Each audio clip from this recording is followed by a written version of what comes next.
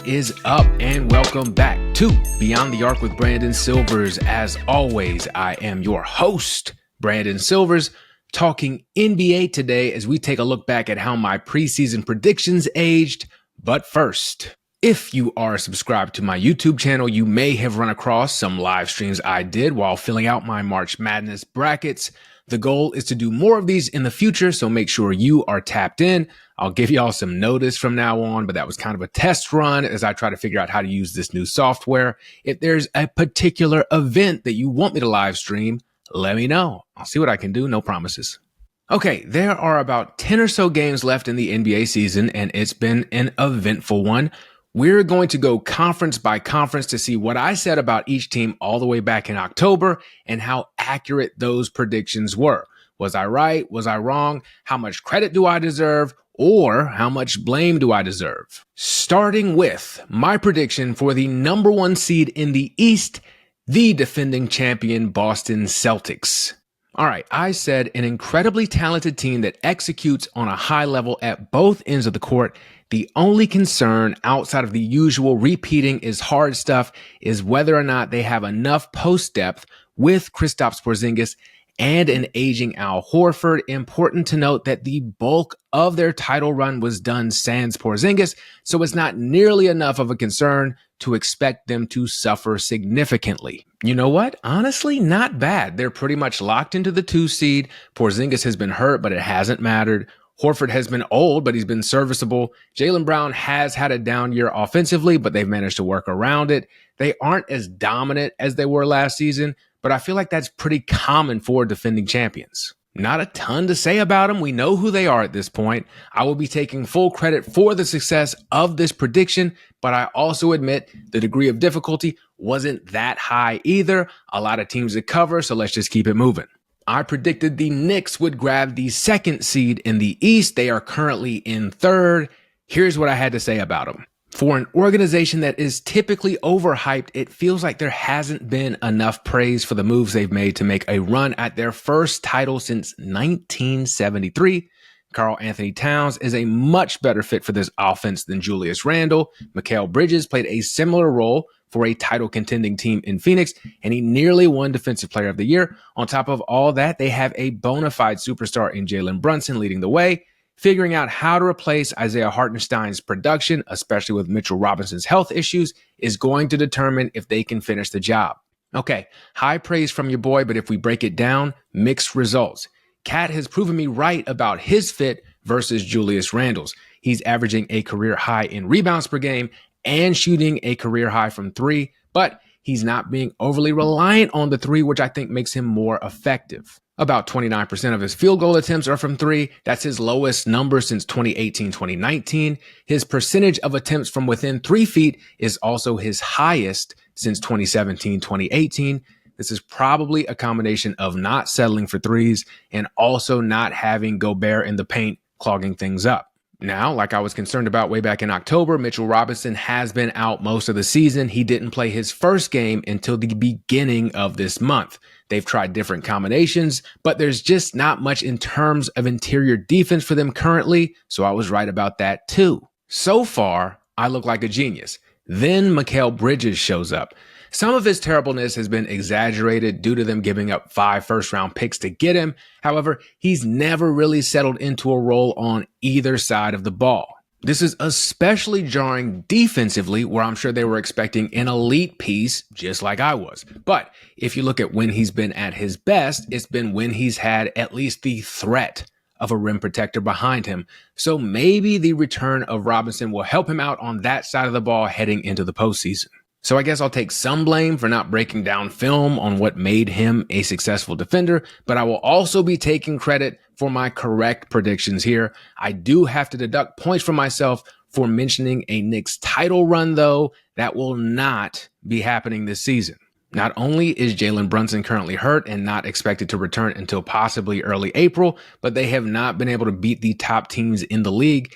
They are 1-10 against teams with equal or better records than them at the time I started counting for this episode. No wonder Tracy Morgan threw up.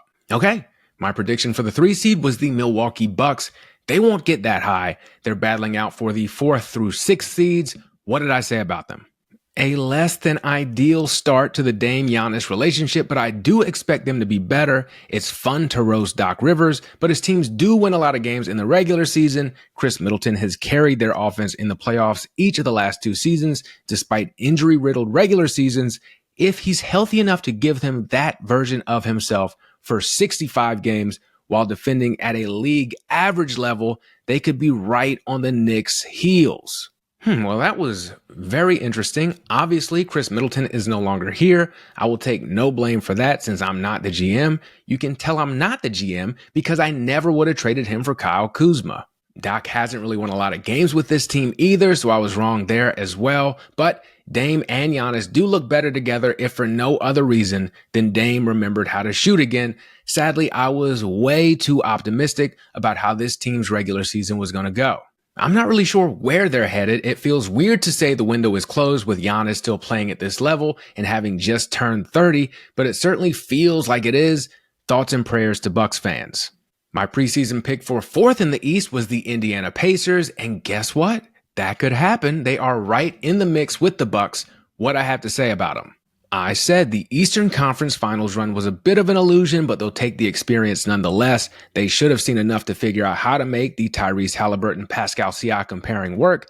Hallie deferred too much in the playoffs, whether that was due to injury or the lights being too bright. I'm not sure, but he has to be the number 1 guy for them to reach their potential.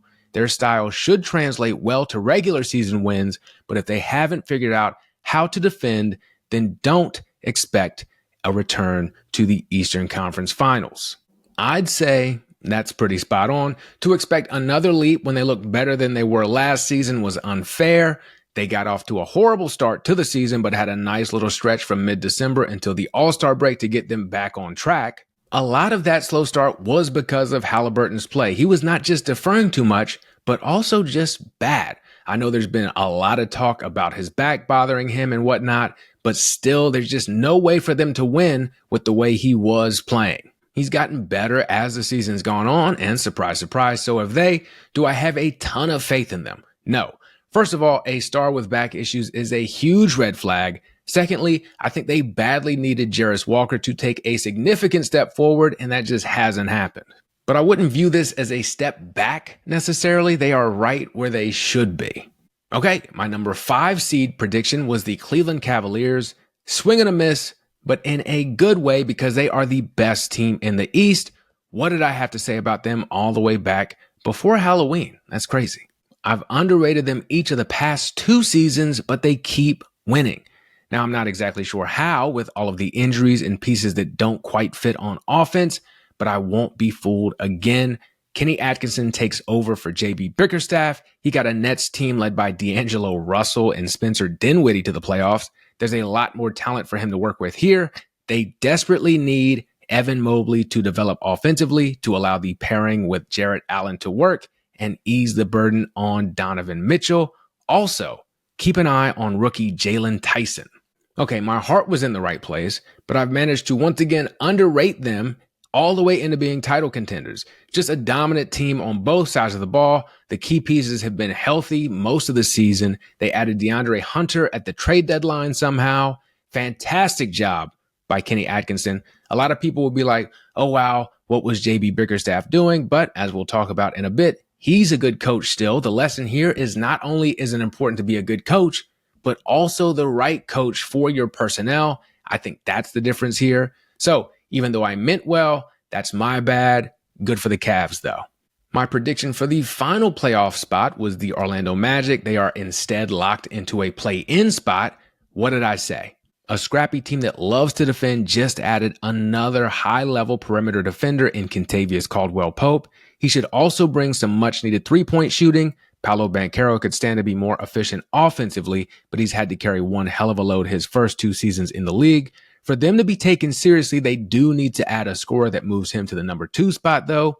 If current number 2 option, Franz Wagner's three-point shot, looks as bad as it did last season and in the Olympics, they will have huge problems. Well, my defensive take was spot on, second in defensive rating and points allowed per game. Franz's three-point shot has only been slightly better, but he's had a career year on offense in spite of that. Paolo's efficiency has held steady. I think my prediction was pretty good, except I didn't account for the fact that they would almost certainly get injured.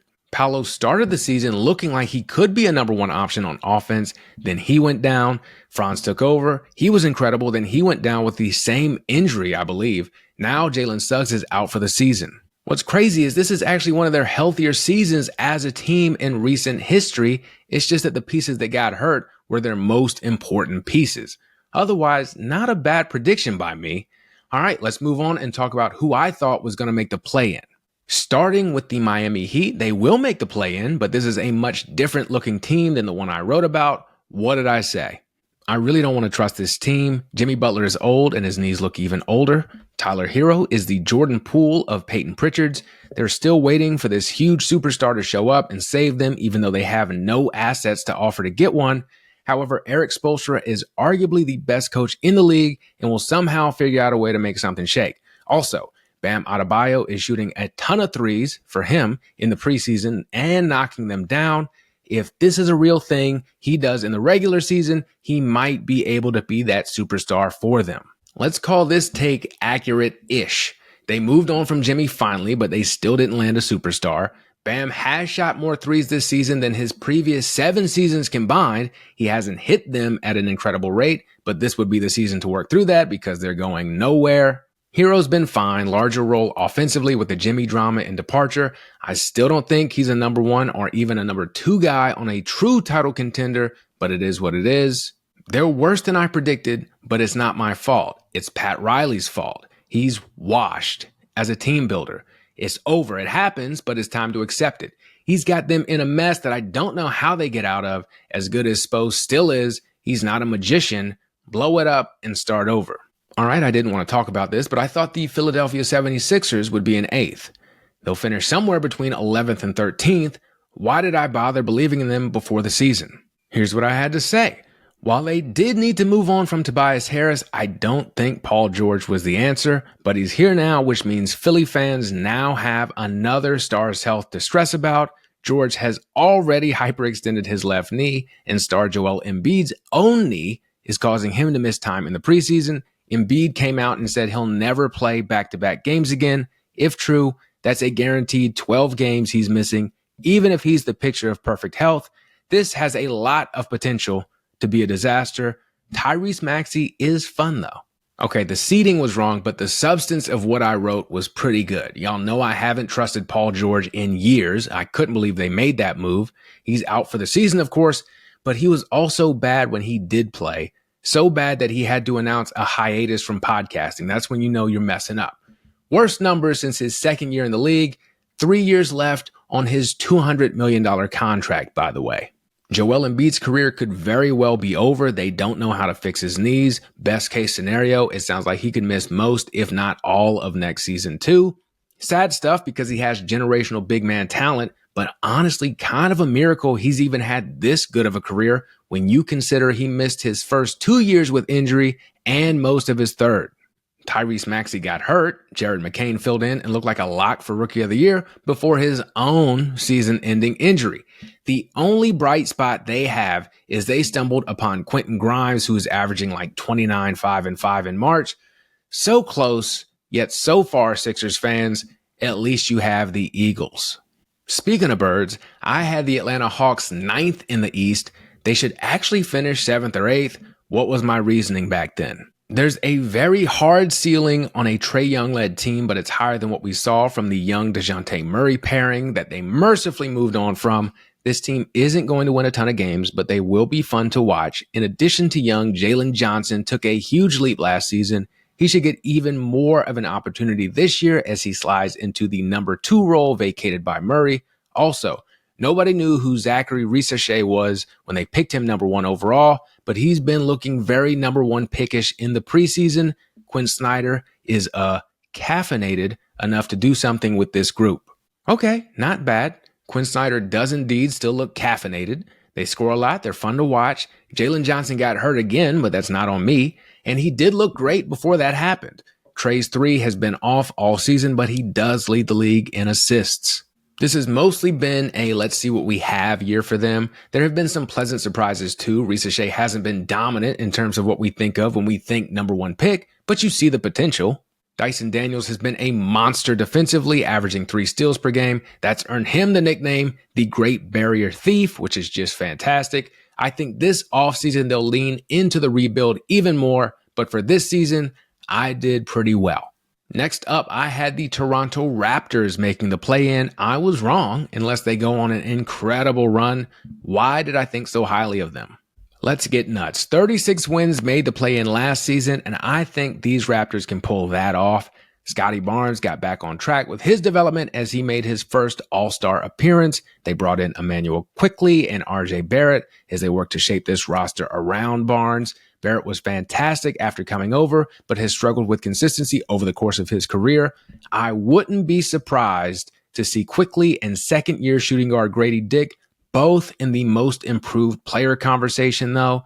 There are still major holes in this roster, but the 4 teams below them are not nearly as talented. Okay, that's on me. A little or a lot overboard on the Dick and Quickley hype. Dick did improve a lot, which is the first time I've ever said that in a sentence, but not most improved combo level. Quickley has generally been the same guy we saw since he came over last season, but he's missed a lot of games. I completely forgot, but they do have Brandon Ingram now. He just hasn't played for them yet because he's been hurt. This is a team that has pieces. They need a number one guy. Scotty Barnes is not that and probably never will be, and they need time. My prediction was probably a season or 3 too early. I thought the Bulls would just miss out on the play-in, but instead they are just inside the play-in picture. Of course, this prediction was made when Zach LaVine was still here too. What did I say then? A bad roster has gotten worse, and they play like they enjoy being here as much as my dog enjoys going to the vet. Okay, short and sweet and still kind of accurate. They have slightly overshot my expectations, but this is still a bad team that can't defend. The Charlotte Hornets were my pick to finish 12th. They are fighting for a bottom 2 spot in the East. What did I say? Brandon Miller and new coach Charles Lee aren't enough to make up for the unseriousness of LaMelo Ball. Okay, as you will notice with the teams I thought were going to be sorry, we didn't waste a lot of time on them. I will say that LaMelo did look a little bit more serious than I expected, but again, has had some injuries and I would try to move him ASAP. The Brandon Miller injury hurt simply because he needs time on the court to develop. A dip in offensive efficiency for him as his 3-point attempts skyrocketed when he was playing. New coach Charles Lee did get the team to make strides defensively though, and they could get Cooper Flagg. Next, and quite possibly my biggest miss, at least in the Eastern Conference, I had the Detroit Pistons coming in 13th. They are a playoff team. Fantastic season. What'd I say that made me so wrong? Last season was so bad that they're paying Monty Williams $65 million not to coach. This year will be about digging themselves out of that hole. Okay, that was mostly true. Congratulations to Monty Williams' accountant. They just dug faster out of that hole than I thought they would. JB Bickerstaff is a really good coach, like I said earlier. Cade Cunningham is this year's Tyrese Halliburton, actually probably a little bit better. Asar Thompson has been a revelation. His future is bright. Detroit, y'all have a squad. I picked the Washington Wizards to finish 14th. They are currently last in 15th. Not a huge shock. How could I have known? They are led by Jordan Poole and Kyle Kuzma. That might be my favorite entry, only inaccurate because Kuzma's gone now. They are so bad that I can't even tell you if the guys who are putting up numbers are any good. And to wrap things up in the East, I had the Brooklyn Nets picked to finish dead last. They've overachieved by being able to finish as high as 11th, which to be clear is still bad. What did I say? Cam Thomas might shoot it 40 times a game, and Ben Simmons is their highest paid player. Cam Thomas got hurt. That's probably the only thing that stopped him, so tough luck there. Incredibly, they managed to move on from Simmons, so this season is actually a win. I also appreciate them for trading for D'Angelo Russell, so he no longer drives me crazy on the Lakers. I mean, as far as the Eastern Conference goes, I feel like that wasn't too bad. So let's see how I did with the Western Conference, starting off with my number 1 seed, the Oklahoma City Thunder, who are indeed the runaway number 1 seed. Hello. Real quick interruption. If you're watching this, something happened to the video starting right here.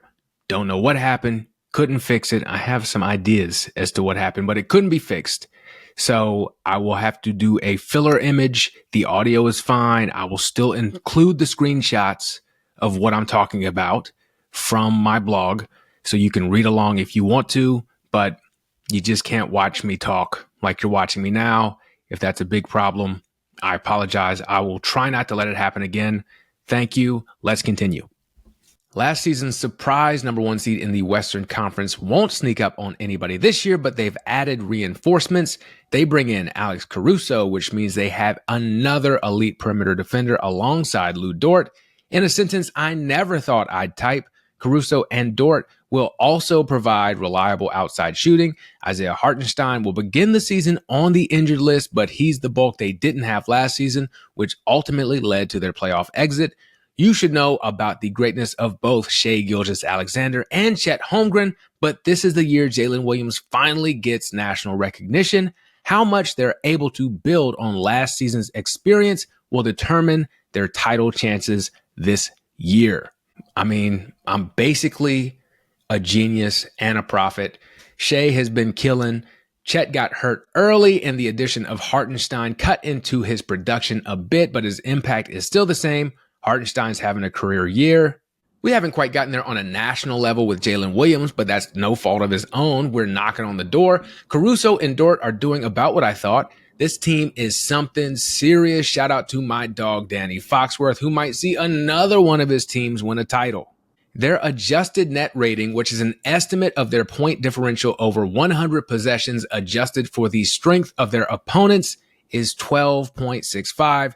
They are the only team with an adjusted net rating above 10 in the NBA. So yeah, we'll see what the playoffs bring, but I was right about this one. I was dead wrong about my number 2 seed, the Dallas Mavericks. I mean, what is there to say, really? This wasn't going well before the Luka trade, but it certainly wasn't going bad enough to pull the trigger on the Luka trade. However, Nico Harrison disagreed. What was I saying before the season? Last season was fun, right? A lack of three-point shooting played a significant role in their finals loss, so enter Klay Thompson. Assuming he's more reasonable about who he is as a player now, his presence will go a long way toward easing the offensive burden on Luka Doncic and Kyrie Irving. Defensively, they still have question marks that make me hesitant to predict another finals run. I'd love a stat that could show what their defensive rating would be if Luka actually got back on defense instead of arguing with refs. I'm excited to see the development of Derek Lively II paired with Daniel Gafford. They form one hell of a two-headed monster in the post. What a lovely, odd little time capsule that was. Okay, well, Klay has hit about 40% of his threes, so that's something. Instead of the second seed, they are holding on for dear life at 11. And of course, Anthony Davis, who they got in the Luka trade, is out for the season after getting injured, or aggravating an injury, I guess you would say, because he's always injured. In the first game he played with them, Kyrie is also out for the rest of the season. He tore his ACL. Gafford hasn't played in a month. Lively hasn't played in 2 months.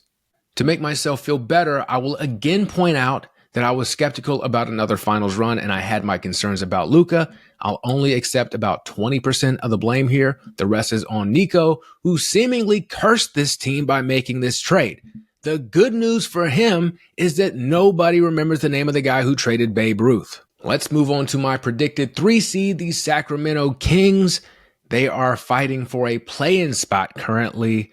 Why did I believe in them? This has been a tough little stretch here for me. It felt like they took a bigger step back last season than they actually did. Quietly, they are putting together a well-rounded squad that will play a style that is conducive to regular season success. DeMar DeRozan is an upgrade over Harrison Barnes, and he has the versatility to play a small ball 4 for stretches. In a rarity these days, both Domantas Sabonis and Keegan Murray need to be more assertive when looking for their own offense. Was the De'Aaron Fox three-point shot for real? If so, good luck guarding him. They have depth outside of Sixth Man of the Year candidate Malik Monk, but how often can those guys play up to their potential? That and the ability to defend will determine their postseason ceiling. Okay, first things first, for those of you who are audio only, I somehow misspelled Sabonis' last name, even though I've been spelling that last name since his dad was in the league. So that's going to keep me up at night. Now, as far as the take is concerned, overly optimistic to say the least. A big reason for this is silly me. I assumed they hadn't gotten sick of Mike Brown yet, but they had, at least De'Aaron Fox had, so he was fired. Doug Christie has won about 60% of his games as the interim head coach. If they had done that all season, they'd be sixth with an outside shot to get to third. But that's not how this works. They're going to have a tough road ahead trying to hold on to their playing spot because Sabonis just sprained his ankle and he's going to miss time. So my prediction will look worse over time, but this is half on me, half on Mike Brown and De'Aaron Fox. My predicted fourth seed was the Memphis Grizzlies, and I get back on track here as they are currently within striking distance of that. Why was I a believer? Y'all must have forgot, historically, they have been a 2 seed with a peak healthy Ja Morant. Assuming that's the case this season, I might be underrating them here. Last season stunk due to injuries, but it was crucial for figuring out what they have and development. Morant and Desmond Bane are a fantastic 1-2 punch. To truly compete, they need Jaren Jackson Jr. to figure out how to stop committing silly fouls and when to shoot threes. It is entirely possible they walked away from the 2024 NBA draft with the 2 biggest steals in Zach Edey and Jalen Wells. If he's fully recovered from blowing out his Achilles tendon, Brandon Clark is a difference maker.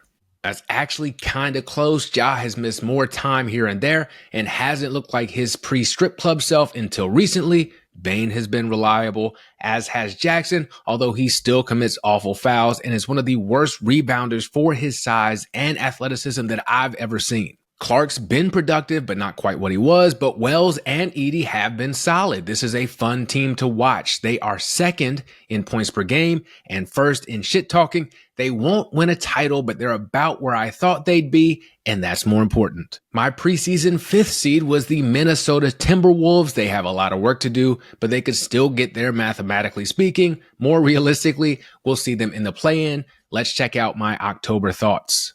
What better way to celebrate your franchise's best season in 20 years than by making a blockbuster trade that makes no sense?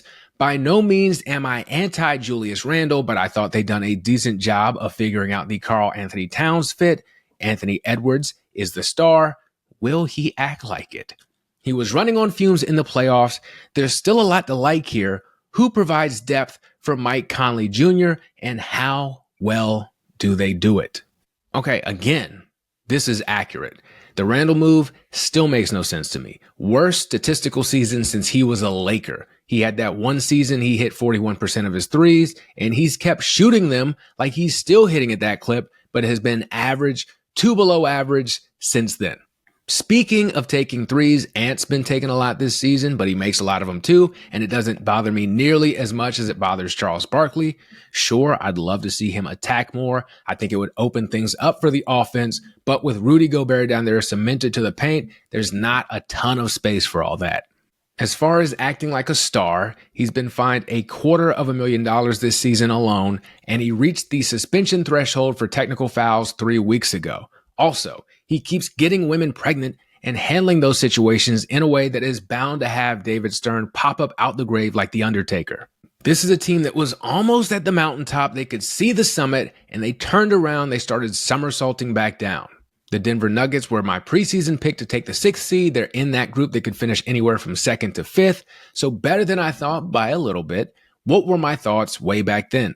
Did you think I forgot about them? Nikola Jokic will once again play at an MVP level, but when I look around the rest of the roster, I'm underwhelmed. They won the title because Jamal Murray played like a superstar. Last season, he was up and down until the bottom fell out in the playoffs. His struggles continued through the Olympics. There's a strong possibility that the injuries have taken their toll, and that's just who he is now. They've lost key pieces from that title team each of the past 2 off seasons and have no way to do anything about it, thanks to Michael Porter Jr.'s monstrous contract. Even if everybody is healthy, what do they have past their top 4 players? However, they have a firm floor due to the magic of the Joker. Well, I was definitely right about Jokic. He's averaging a triple-double for the first time in his career, including a career high in points and assists per game. He's carried them, the only guy in the convo for MVP alongside SGA. Michael Porter Jr. still stinks to me, a black hole on offense, although I have a feeling if you called him that to his face, he'd insist on telling you that he's just as white as he is black, doesn't even pretend to play defense, he's either scoring or doing nothing. Murray seems to have come back to life after the new year finally, but I don't know what to make of him, just wildly inconsistent. I will say I was wrong about the depth. They have some solid pieces, the most surprising of which has been Russell Westbrook. I thought he was done when he was a Laker, but he's had a resurgence. He's a key piece for them. He's accepted his role and he's thriving in it. He's even hitting threes at a high rate for him, 34%, which would be the second highest of his career. I was probably like 80% correct here, and the 20% I was wrong was mostly my bad. All right, moving on to what I thought were going to be the play-in teams, starting with the Phoenix Suns. The good news is they could and should make the play-in. The bad news is they're even worse than I thought. Let's go back to October and see what I said. I'm still having a hard time with the Bradley Beal fit. The rest of the roster is coming along, though. Bringing in Tyus Jones allows Devin Booker to move off the ball, where he is infinitely more effective. Booker and Kevin Durant will once again be one of the most explosive duos in the league. Grain of salt because it's preseason, but rookie Ryan Dunn has looked like the 3-and-D guy they've missed since trading away Cam Johnson and Mikal Bridges to get Durant. However, even if new head coach Mike Budenholzer miraculously figures out the Beal thing, you still have to hold your breath when it comes to everyone being healthy. Well, I wasn't the only one having a time with the Bradley Beal fit as he got benched. Durant and Booker have been their usual selves. You could argue that I was a tad bit too optimistic on Tyus Jones, but he is an effective starting point guard, and where they failed has not been his fault. Same with Ryan Dunn, whose three-point shooting in particular hasn't been what it was in the preseason. This is just a poorly constructed team with chemistry issues. They need a big man. They're trying to see what they have in Nick Richards, who they brought over from Charlotte, but they still need help on top of that. Beal stinks and is mad he stinks, but doesn't realize he's the reason he stinks. This team just can't get right, and I don't see how or when it gets better. Okay, I had the Pelicans coming in 8th. They're going to finish in the bottom 2 instead. This take was garbage immediately. Where did I go wrong? Well, here's what I thought. Speaking of holding your breath about teams being healthy, this is the hardest team to predict for that very reason. Zion Williamson had a legendary play-in performance, at least as legendary as a play-in performance can be, against the Lakers before going down with yet another injury. They managed to advance before meekly bowing out to the Kings while Brandon Ingram was half asleep. There's plenty of talent here, including the newly acquired DeJounte Murray, but they spend a lot of time looking like they don't know what they want to be. And honestly, how could they with so many pieces in and out of the lineup? If they aren't looking to deal Ingram, they should be. Well, right off the bat, I was correct because they did trade Ingram, and I did acknowledge they were tough to predict, and I split the difference by having them finish in the middle of the pack. Zion, as is tradition at this point, did miss significant time due to injury, but has also looked spectacular when he has managed to play. It's easy to point the finger at Zion, but this is not on him or me for the prediction. Instead, it's on the medical staff. I've never seen anything like this. Herb Jones out for the season since January with a shoulder injury. DeJounte Murray blew out his Achilles in January. Trey Murphy started the season hurt, came back to have a career year, but he just messed up his shoulder and is out for the season. These are the types of injuries that will also impact off-season work, if not carry over into the next season too. And those are just the major ones. How are you supposed to win like that? This will probably cost Willie Green his job, but the training staff should start packing their things too. All right, I had the Warriors 9th, but they have a legitimate shot at making the playoffs. A big reason for this is the run they've gone on after the Jimmy Butler trade. Let the record show they were in that 9-10 slot right before making that move. What was my reasoning? Well, the dynasty is over. I mean, it's been over, but they finally realized it. Steph Curry is still here, though, and still ridiculously good at what he does. Draymond Green had somewhat of a resurgent season that was overshadowed by him acting like himself. They replaced Klay Thompson with Buddy Hield, who should be an upgrade offensively if he simply accepts his role. Jonathan Kuminga should be the number 2 option on offense. How does he handle that responsibility, and will he pay attention on defense? Assuming Steve Kerr finally handles the rotations like a man preparing for the future, this will be a rocky but entertaining season. Again, I'm biased. but I was close. The dynasty is still over. Steph is still Steph. He's just not Steph as often as he used to be Steph. Draymond is still an asshole who sounds like morning breath, and his three-point shooting has come back down to earth, but he's still an effective role player. I was off on Buddy Hield. I would say he's been less disruptive to what they want to do than Clay was, but he's struggled defensively, which isn't a huge surprise, but offensively, he hadn't been great either. He's consistently inconsistent. Similar story for Kuminga. He's had injury issues and putting the ball in the basket issues. It's weird because I still think he's a good fit for what they want to do. It just hasn't all come together yet. I'll do a playoff preview later, but I will say their playoff ceiling has risen significantly. This felt like a team that would be lucky to play in the first round to now being a team that could win a series if the matchup is right. I'll have to see playoff Jimmy come back before I get more optimistic than that, though. A team I wasn't optimistic enough about in the preseason was the Houston Rockets. I had them claiming the final play-in spot. They could actually end up being the 2 seed. How could I have been so wrong? Here's what I thought in October. This is more notable for what it means in terms of who won't be making the postseason, but I do like this roster. They were 41-41 last year, so they have to find about 5 more wins or so somewhere in their schedule between getting another year more comfortable in Ime Udoka's system and presuming their young talent continued their improvement. This feels doable. They have a cache of wings with a ton of potential. Which one separates himself from the pack? Alperen Şengün was one of 6 players to average 20-plus points, 9-plus rebounds, and 5-plus assists per game last year. Is rookie Reed Shepherd this generation's Mark Price? Okay, we'll wait and see on the Mark Price thing. They've had no room to let Reed Shepherd do anything because they've been so good, but I feel like this was pretty close if we ignore what I had them seeded as. They just took a huge leap because they were even better than I thought they'd be, and other teams were even worse. Their wings have been fantastic. Amen Thompson is the most intriguing of that bunch to me. He had a hell of a January where he averaged 19, 11, and 4. While his numbers have come back down a bit, he's still playing with that level of confidence and impact. He's also an all-world defender. They have a bunch of guys who can score, but defensively is where you see what Udoka's been able to do. In the 3 seasons before he got here, they finished no better than 27th in defensive rating. There are 30 teams. They are now 3rd. They don't give up a lot of threes, which obviously disrupts every offense in the league today. And they don't give up a lot of assists, which means opposing offenses are having to create tough one-on-one opportunities for themselves. What's scary is that there's room to improve. They don't have a real rim protector. Amen leads them in blocks at 1.3 per game. And it's not like he's lurking down there in the paint like Olajuwon. Hell of a season by them, and I'm excited to watch more of them in the playoffs. Moving on to the teams I thought would miss the postseason entirely, starting with the Los Angeles Lakers. I'm a Lakers fan, so this is impressive that I picked them so low. Obviously, pretty big change here as they were gifted Luka Doncic, but they were exceeding my expectations beforehand. Here's what I said back then. The organization's big moves were hiring LeBron's podcast co-host to be the head coach and drafting his son, who will most likely start the year as a backup point guard in the G League. Well, all right. Now, would I want to hang out with JJ Redick? No. Were other coaches more deserving of this opportunity? Yes. Is he coaching his ass off? 1,000%. This is a much better looking team, X's and O's wise, again, even before the Luka trade. And while I'm asking myself questions that I'm going to answer myself, was the Bronny draft stuff ridiculous? Of course. A second round pick that late rarely matters, but to pretend it would have happened if LeBron wasn't his dad is silly. However, at this point, the blowback has been even sillier, and guess what?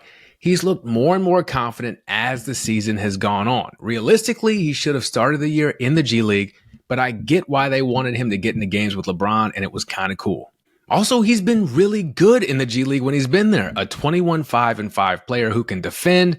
People make G League jokes, but the difference between the 10th man on an NBA roster and a G League starter is marginal at best. So yeah, I was dead wrong about all of this. I let the Darvin Ham era and JJ's personality cloud my judgment, but I'm very happy to have been wrong. Hey, I was also wrong about the Clippers. I had them 12th, but they are firmly in the play-in with a shot at the playoffs. Ty Lue deserves a statue. What did I say in October? They sold their souls to build a contender around Kawhi, who is already on the injured list indefinitely, and Paul George, who now plays for the 76ers. Okay, short, sweet, and accurate. It just hasn't mattered. Similar to the Rockets, they have a bunch of wings who are effective and interchangeable and defend.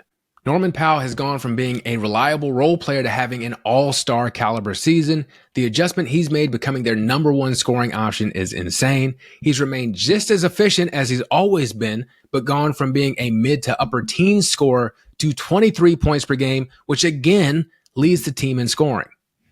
Ivica Zubac, I knew this day was coming. Y'all want to know why I was so down on the Lakers at times? They traded him and Michael Beasley for Mike Muscala. Pathetic. Anyway, Ivica is averaging 16 and 13 and making 63% of his shots. Ty Lue has never won Coach of the Year, and he probably won't this year, and that is a crime. Before the season started, I had the Jazz pegged as the 13th seed. Here's what I said. There's nothing Danny Ainge loves more than to collect assets and sit on them. I bet he crushes at Monopoly. Yep. As a matter of fact, Ainge is even better at this than I thought, as they are currently dead last in the West. I wildly underestimated how eager he'd be to tank for a white American superstar to bring to Utah. That's entirely on me. I said this about the Spurs, who I had coming in 14th. We will get some solid pictures of Chris Paul yelling at Wemby, but this roster has a ways to go. I had them 14th. They're currently 13th. Now, in early January, they did get all the way up to 8th, but this has been an awful season with Greg Popovich having a stroke, Wemby getting the blood clots, talking about stuff that could have killed them. Now there's a concern about whether they can resume their careers. It's just been insane. So first things first, I hope they both can come back. The game's much better with both of them in it, but they were also exceeding my expectations for a little bit. They've just gone all in on the tank since, and they've had good results with that in the past. I picked the Trailblazers to come in dead last, but they can't even do that right. They are currently in 12th. Here's why I thought that. When asked what he took away from a rookie season where he struggled mightily, Scoot Henderson said that he looks back at all the good food he had. All right, yes, that is a cause for concern. Scoot's been more efficient offensively, but yeah, he probably couldn't have gotten too much worse. He's still got a ways to go, and he's not alone. When you look at this roster, how many players do they have that would start on one of the teams in the playoff picture? Exactly. Okay, there we go. So how did I do? Considering how much craziness has gone on this season with trades and injuries and everything, I feel pretty good about it, but you let me know what was my biggest hit. What was my biggest miss? Am I responsible for my hits? Am I responsible for my misses? And for those of you watching, you saw I pulled up my blog. It's called The Show Notes. And guess where you can find a link for it if you're interested in it? That's right, in the show notes down below. I put out a weekly sports watch guide with all kinds of little facts and everything. That will do it for this week's episode. Appreciate you watching, listening, rating, subscribing, reviewing, and sharing. And I will catch you later.